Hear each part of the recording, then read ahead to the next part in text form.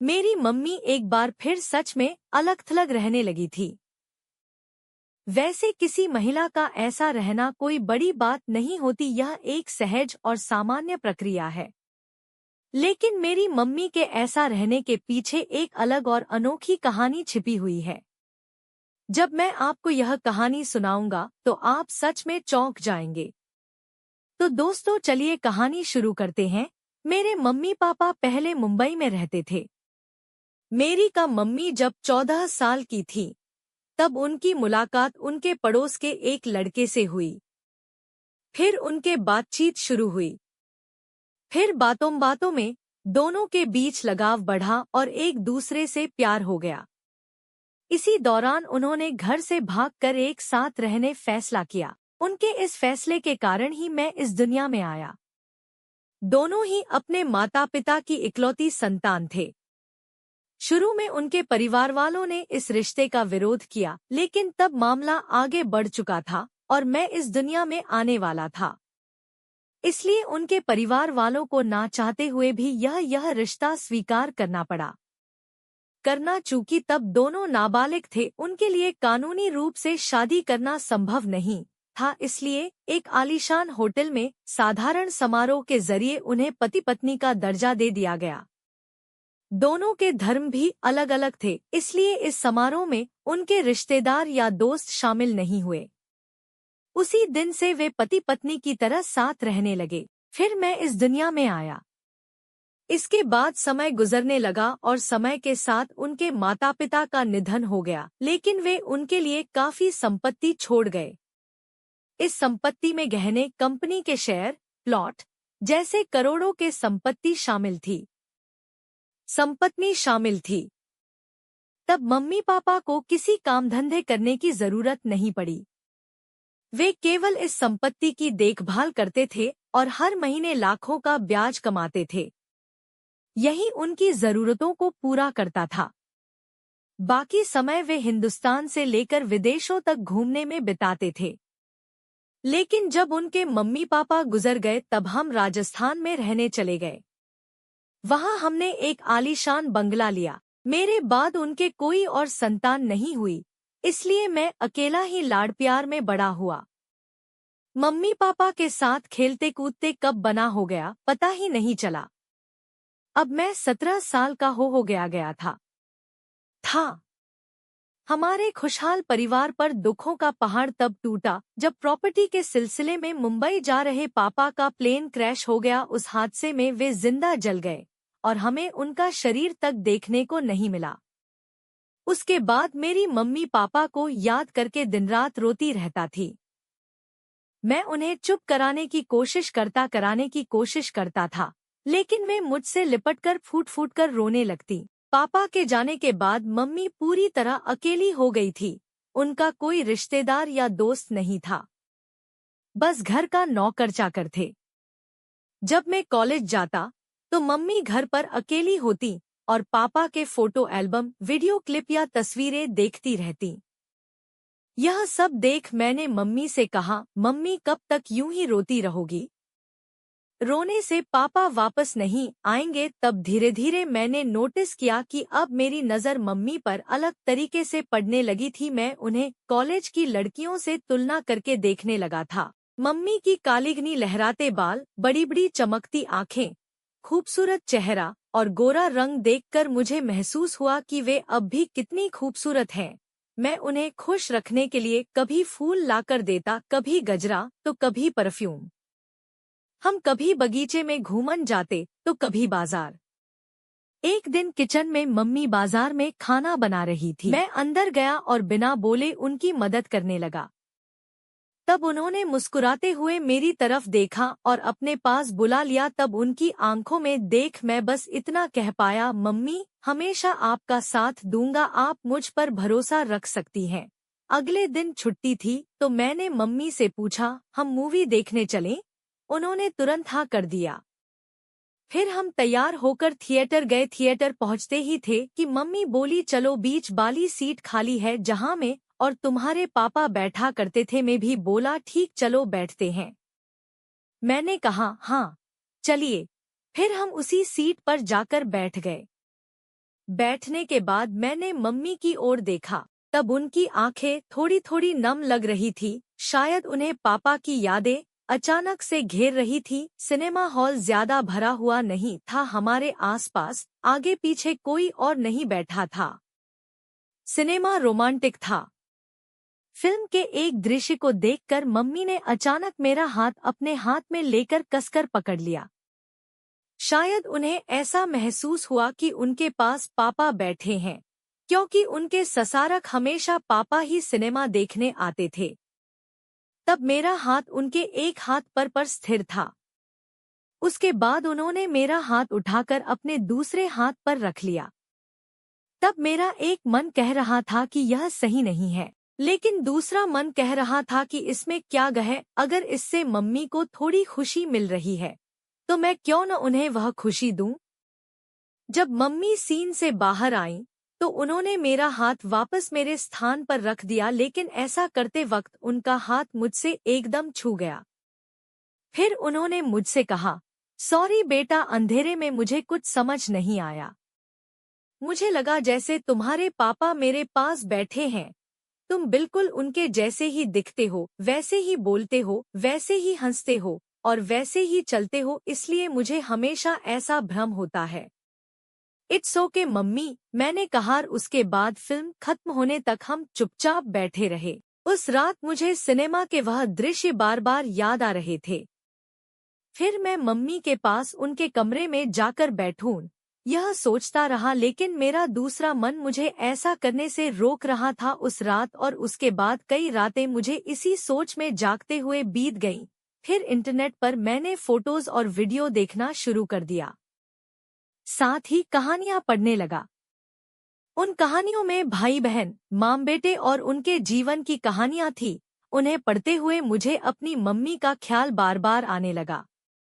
उन कहानियों को पढ़ने के बाद मुझे थोड़ा संतोष हुआ कि इस तरह की चीजें इस दुनिया में होती हैं। मैं अकेला ऐसा नहीं हूँ। मैंने सोचा मेरी मम्मी का इतना अनमोल जीवन व्यर्थ जाने से बेहतर है कि मैं ही उन्हें खुश रखने के लिए कुछ करूं। तब मुझे अगले महीने 30 दिन की छुट्टियां लगने वाली थी। इस दौरान कहीं घूमने जाने का विचार मेरे मन में आया। मैंने मम्मी के मूड को देखकर यह बात छेड़ने की सोची। एक दिन मम्मी अपने बेडरूम में आईने के सामने बाल संवार रही थी। मैं धीरे से उनके पास गया और उनके कान में कहा, मम्मी, मुझे गर्मी की 30 दिन की छुट्टियां लग रही हैं। हम कहीं घूमने चलें? तब मम्मी ने तुरंत हाँ कह दिया। तब मैं भी खुश हो गया। फिर मैंने पूछा, कहाँ जाना है? मम्मी ने कहा, स्विट्जरलैंड चलें? तुम्हारे पापा और मैं शादी के बाद पहली बार वहीं गए थे। उस बात को 18 साल हो गए हैं। अब तक वहाँ काफी बदलाव हो गया होगा। तब मुझे भी यह विचार अच्छा लगा। स्विट्जरलैंड के लिए मेरा 30 दिनों का टूर अच्छा लगा। फिर मैंने फौरन फ्लाइट की टिकट बुक किया। उसके बाद स्विट्जरलैंड के आलीशान होटलों में मम्मी और मेरे लिए अलग अलग कमरे बुक किए। फिर हम स्विट्जरलैंड पहुंचे। तब होटल की गाड़ी हमें एयरपोर्ट से लेने आई थी। शाम हो चुकी थी, इसलिए हमने उस दिन कहीं बाहर घूमने का प्लान नहीं बनाया। डिनर करने के बाद हम अपने अपने कमरे में सोने चले गए। दोनों कमरे एक दूसरे से अटैच थे। उसी रात में सिनेमा हॉल का वह प्रसंग मुझे याद आ गया और मेरी नींद टूट गई। काफी रात बीत चुकी थी। तभी मेरे दरवाजे की घंटी बजी। उठकर दरवाजा खोला तो मम्मी खड़ी थी। मम्मी ने नाइट ड्रेस पहना हुआ था। मैंने उन्हें इस तरह पहली बार देख रहा था। रात में वह क्या पहनती थी मुझे इसका अंदाजा भी नहीं था, लेकिन इतना जरूर था कि उस ड्रेस में वह बेहद खूबसूरत लग रही थी। मैं सिर्फ बरमुडा पहनकर सोता हूँ, यह मम्मी को पता था, इसलिए उन्हें इसमें कोई अजीब नहीं लगा। तब मम्मी ने कहा, मुझे अकेले डर लग रहा है। होटल में कभी अकेले नहीं सोई। तुम्हारे पापा हमेशा साथ होते थे। अब जब मैं बेड पर आंखें बंद करता हूँ तो मुझे कुछ अजीब अजीब सा महसूस होता है। ऐसा लगता है जैसे कोई मुझे छू रहा है, इसीलिए मैं तुम्हारे पास आ गई। क्या मैं यहाँ तुम्हारे बेड पर सो सकती हूँ? हाँ मम्मी, इसमें कोई दिक्कत नहीं है, मैंने जवाब दिया। फिर मैंने मम्मी से कहा सो जाओ। तब मम्मी ने बेड के किनारे पर जाकर कंबल का एक हिस्सा ओढ़ लिया और सो गई। मैंने भी दूसरे किनारे पर जगह बना लिया और कंबल का दूसरा सिरा ओढ़ लिया। मम्मी अब आराम से सो चुकी थी। थोड़ी ही देर में उनकी खर्राटों की आवाज आने लगी। मुझे नींद नहीं आ रही थी। मम्मी मेरे पास ही सोई हुई थी, इसलिए मेरी बेचैनी बढ़ रही थी। मुझे उनके और करीब जाने की तीव्र इच्छा हो रही थी। बचपन में मैं उनके पास ही सोता था, लेकिन अब मैं बड़ा हो चुका था। मम्मी के मन में मेरे लिए ममता और स्नेह था, लेकिन मेरे मन में कुछ और ही चल रहा था। इन्हीं ख्यालों में था कि मम्मी ने करवट बदली और थोड़ा खिसककर उन्होंने अपना हाथ मेरे ऊपर रख दिया। मैंने हिम्मत करके उनकी तरफ खिसकने की कोशिश किया। फिर मम्मी ने भी अपने ऊपर का कंबल थोड़ा हटाया। शायद मम्मी को सपन आ रहा था कि वह पापा के साथ हैं। इधर मुझे डर था कि अगर मम्मी सपने से बाहर आई तो दूर हो जाएंगी। मुझे लगा शायद यह मौका फिर कभी न मिले। मम्मी कुछ नहीं कह रही थी, जिससे मुझे यह यकीन हो गया कि वह अभी भी सपने में ही है। यह स्थिति हमारे लिए कितनी अजीब थी। अगर पापा की मौत न हुई होती तो यह सब होता भी क्या? मुझे समझ आ गया था कि मैं हर तरह की सोच से आगे बढ़ चुका हूँ, तो ठोस और आगे बढ़ जाने में हर्ज ही क्या है। फिर थोड़ी ही देर बाद में शांत पड़ गया। उसके मम्मी ने मेरे बालों पर हाथ फेरना शुरू कर दिया। तब मुझे ऐसा लगने लगा जैसे मैंने पापा की कमी को पूरा कर दिया हो।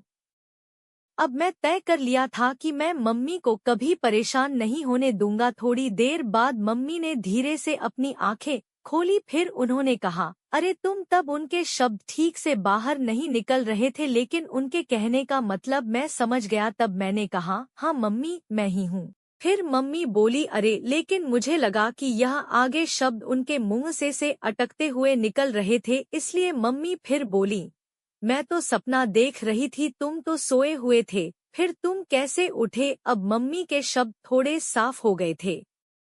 तब मैंने कहा, अरे मम्मी, तुम्हें तो सपना आ रहा था, मुझे क्या पता, तुमने ही किया, मैं तो दूसरी तरफ था, इसमें मेरी क्या गलती? इस पर मम्मी बोली, हाँ गलती मेरी है, लेकिन मुझे यह सब अजीब लगता है। मैंने कहा, मम्मी मिस्टर भोलेनाथ के पास तुमने ही रखा तो उन्होंने सवाल किया ही होगा। अब मेरी भी वही हालत हो गई, इसमें मैं क्या करूं? मम्मी तुम बहुत अच्छी हो, तुम्हारी जिंदगी यूं ही बेकार न जाए, यही मैं चाहता हूं। पापा के जाने के बाद से तुम परेशान हो, अब और कितने दिन ऐसे रहोगी? तुम्हारी ऐसी हालत मुझसे देखी नहीं जाती। फिर मैंने मम्मी से कहा, मम्मी दुनिया को पता नहीं है कि हम माँ बेटे हैं, तो अगर बाहर कोई कुछ कहेगा भी तो क्या फर्क पड़ता है? तब मेरी बातों का उन पर असर हुआ। फिर मम्मी चुप हो गई। उन्होंने बस इतना कहा, ठीक है। अब मम्मी पूरी तरह से खुल चुकी थी, उनका चेहरा खिल उठा था। फिर उन्होंने मुझे अपने पास बिठाया। अब मैंने तय कर लिया कि मम्मी जैसा कहेंगी मैं वैसा ही करूंगा, उनके खिलाफ कुछ भी नहीं करूंगा।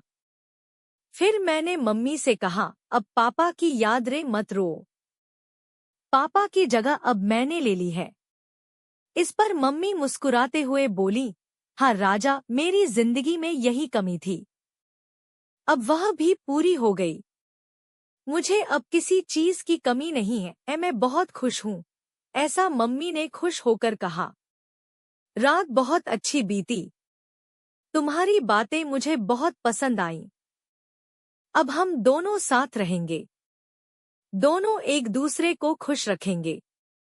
ये सब मम्मी ने उत्साहित होकर कहा। तब मैंने भी हाँ में जवाब दिया। अब उनका चेहरा खिल उठा था। मैंने उन्हें इतनी खुश और मनमौजी पहले कभी नहीं देखा था। अब सुबह हो चुकी थी क्योंकि हमें साइट पर जाने की तैयारी करनी थी। फिर हम उठ गए, नहाने के लिए बाथरूम गए। बाथरूम काफी बड़ा था। फिर मैं बेडरूम में जाकर कपड़े पहनने लगा। फिर मम्मी के कमरे में जाकर उनकी बैग ले आया। उन्होंने भी अपने कपड़े बदली और एक पत्नी की तरह तैयार हुई। अब वह बेहद खूबसूरत लग रही थी। उनका पहले से उदास चेहरा अब बहुत उजला और चमकता हुआ लग रहा था। फिर हमने रिसेप्शन काउंटर पर जाकर बुक की हुई कार मंगवाई। उस कार में बैठकर हम साइट और शॉपिंग के लिए निकल पड़े। बाहर हमें कोई जानने वाला नहीं था, इसलिए हम कपल की तरह बर्ताव कर रहे थे। अब मुझे ऐसा करने की मम्मी से इजाजत भी मिल गई थी। हमने कई फोटो खींचे, अच्छा सा नाश्ता किया और खूब मस्ती किया। तब मैं हर कोशिश करता था कि मम्मी हमेशा मुस्कुराती रहें, उनका मूड अच्छा और खुशगवार बना रहे। हमने दिन भर लायन मॉन्यूमेंट, निर्वाण की मूर्ति, रिसोर्स पार्क, पार्क डेस बास्टियंस जैसे कई जगहें देरी। फिर रात को एक रोमांटिक डिनर किया और लगभग 11 बजे होटल वापस आ गए। अब हम दोनों मेरे ही रूम में रुक गए। हमें एक साथ रहने पर अब किसी तरह की रोक टोक नहीं थी।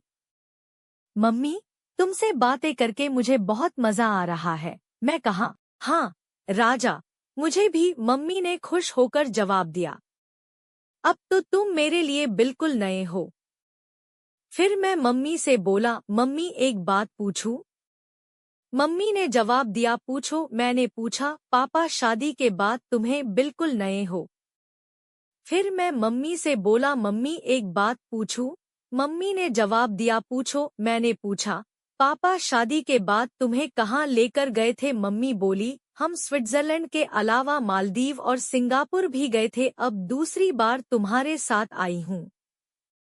इसके बाद हम दोनों सो गए। फिर सुबह हम उठे और हम दोनों ने पहले नहाया। नहाने के बाद मैंने मम्मी की तरफ देखा। तब मम्मी बोली, अरे राजा, क्या देख रहा है? तैयारी कर, अब हमें नाश्ता करके लीमेट नदी जाना है। तब मम्मी की आवाज सुनकर मैं होश में आया। फिर हमने स्पेशल कार बुक करके लीमेट नदी का सफर शुरू किया। रास्ते में एक आलीशान होटल में ब्रेकफास्ट और लंच किया। लीमेट नदी पहुंचते पहुंचते शाम हो गई। फिर पहले से बुक होटल में गए, वहां भी 2 अलग अलग कमरे बुक थे, लेकिन हमने एक ही कमरे में रुकने का फैसला किया। फिर शाम को हमने लीमेट नदी का सांस्कृतिक कार्यक्रम देखा और एक रेस्टोरेंट में शानदार डिनर किया। मम्मी, अब क्या करना है? होटल चलें? मैंने पूछा। मम्मी बोली, तुम्हारे पापा के साथ मैंने रात में लाइव शो देखा था जिसे स्विस नेशनल सर्कस शो कहते हैं। तुम्हारी इच्छा हो तो देख सकते हैं। तब मैंने कहा, नहीं मधु, आपके साथ मस्ती करनी इच्छा हो तो देख सकते हैं। तब मैंने कर, नहीं, मुझे आपके साथ मस्ती करनी, मुझे आप है। फिर उस रात को हम समुद्र में जहाज की सैर पर निकल गए। वहां से जिनेवा झील गए, जहां स्पीड बोट और बनाना बोट पर खूब मस्ती किए। फिर दोपहर में कपल पार्क गार्डन देखा और वहीं लंच किया। फिर रात को एक रेस्टोरेंट में डिनर करके वापस होटल आए। ऐसे ही स्विट्जरलैंड में 28 रातें मस्ती भरी बीती। उसके बाद 29वें दिन हम राजस्थान वापस लौट आए। फिर कुछ दिन बाद मैंने मम्मी कहा, मम्मी चलो वापस मुंबई में शिफ्ट हो जाते हैं। वहाँ काम करने वाले नौकर चाकर हमें नहीं पहचानेंगे और हम जैसा चाहें वैसा रह सकते हैं। इस पर मम्मी मान गई। फिर एक दिन हम कार से ही मुंबई जाकर एक शानदार बंगला देखा और उसे खरीद लिया। फिर हम वहाँ रहने लगे। वहाँ नौकर चाकर के सामने भी हम वैसे ही रहते जैसे हमें जीने का मन करता। तब एक सवाल मेरे मन में बार बार आता था, मम्मी से पूछूं या ना पूछूं। इस उधेड़बुन में था, लेकिन एक दिन आखिरकार पूछ ही लिया। एक शाम जब हम साथ बैठकर चाय पी रहे थे, मैंने हिम्मत जुटाई और मम्मी से पूछा, मम्मी एक बात पूछूं, क्या आपको कभी यह सब अजीब नहीं लगता? हमारे रिश्ते को लेकर लोग क्या सोचेंगे, इसकी चिंता नहीं होती? मम्मी ने मुस्कुराते हुए कहा, राजा, जो हमें खुश रखे वही सही है। लोग क्या कहेंगे ये सोचकर अगर हर फैसला किया जाए तो जिंदगी जीना मुश्किल हो जाएगा। तुम्हारे साथ जो अपनापन, जो सुकून है, वो मुझे कहीं और नहीं मिला। अब ये मेरा सच है और मैं इसे पूरी तरह से स्वीकार कर चुकी हूँ। उनकी बात सुनकर मेरा दिल हल्का हो गया। मुझे समझ आ गया कि मम्मी ने जो भी किया वह अपने और मेरे लिए था, न कि समाज के डर से। कुछ महीनों बाद मैंने एक नई नौकरी शुरू की और मम्मी ने अपनी कला और शौक को फिर से जीना शुरू किया। हम दोनों के जीवन में एक नई ऊर्जा आ गई। मम्मी का चेहरा अब हमेशा खिला खिला रहता था। एक दिन जब हम डिनर कर रहे थे, मम्मी ने कहा, राजा, मैंने एक फैसला किया है। मैं चाहती हूँ कि तुम अपनी जिंदगी को और भी खूबसूरत बनाओ। तुम शादी करो। मैंने उनकी तरफ देखा और हल्के से मुस्कुराया। फिर मम्मी बोली, अभी जो हमारे पास है वही बहुत है। शादी और रिश्तों की चिंता अभी मत करो, चलो पहले अपने सपनों को पूरा करें। इस तरह हमारा रिश्ता और भी मजबूत हो गया। हम एक दूसरे के साथ हर पल का आनंद लेने लगे। हमारे जीवन को यह नई शुरुआत हमें हर दिन सिखाती कि दूसरों की सोच से खुशियों का मतलब दूसरों नहीं, बल्कि अपने दिल की आवाज सुनने से है। तो दोस्तों, यह थी हमारी आज की कहानी। आपको यह कहानी कैसी लगी कमेंट करके जरूर बताएं। अगर आपको कहानी पसंद आई हो तो इसे लाइक करें और अपने दोस्तों के साथ शेयर करें। आगे भी ऐसी ही रोमांचक कहानियों के लिए हमारे चैनल को सब्सक्राइब करें और बेल आइकन दबाना न भूलें ताकि आप हमारी कोई भी कहानी मिस न करें। धन्यवाद।